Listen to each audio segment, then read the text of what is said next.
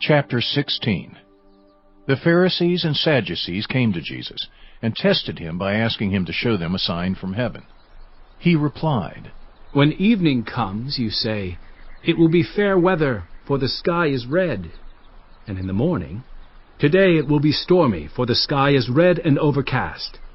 You know how to interpret the appearance of the sky, but you cannot interpret the signs of the times. A wicked and adulterous generation looks for a sign, but none will be given it except the sign of Jonah."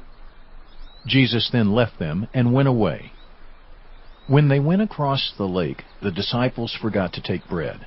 "Be careful," Jesus said to them. "Be on your guard against the yeast of the Pharisees and Sadducees." They discussed this among themselves and said, "It is because we didn't bring any bread." Aware of their discussion, Jesus asked, "You of little faith, why are you talking among yourselves about having no bread? Do you still not understand? Don't you remember the 5 loaves for the 5,000, and how many basketfuls you gathered? Or the 7 loaves for the 4,000, and how many basketfuls you gathered? How is it you don't understand that I was not talking to you about bread? But be on your guard against the yeast of the Pharisees and Sadducees." Then they understood that he was not telling them to guard against the yeast used in bread, but against the teaching of the Pharisees and Sadducees. When Jesus came to the region of Caesarea Philippi, he asked his disciples, "Who do people say the Son of Man is?"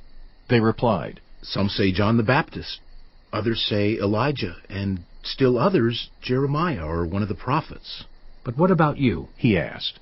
"Who do you say I am?" Simon Peter answered, "You are the Messiah, the Son of the living God."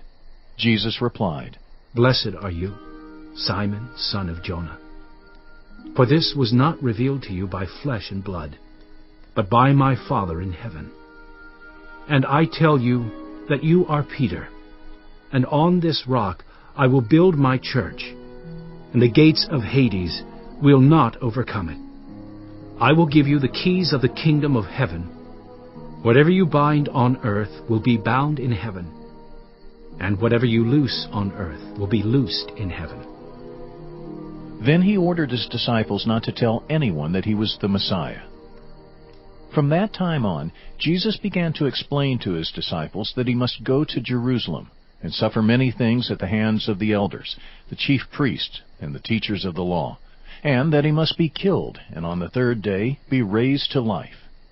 Peter took him aside and began to rebuke him. "Never, Lord," he said. "This shall never happen to you." Jesus turned and said to Peter, "Get behind me, Satan. You are a stumbling block to me. You do not have in mind the concerns of God, but merely human concerns." Then Jesus said to his disciples, "Whoever wants to be my disciple must deny themselves and take up their cross and follow me. For whoever wants to save their life will lose it, but whoever loses their life for me will find it.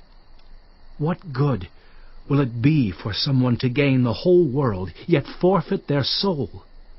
Or what can anyone give in exchange for their soul? For the Son of Man is going to come in his Father's glory with his angels, and then he will reward each person according to what they have done. Truly, I tell you, some who are standing here will not taste death before they see the Son of Man coming in his kingdom."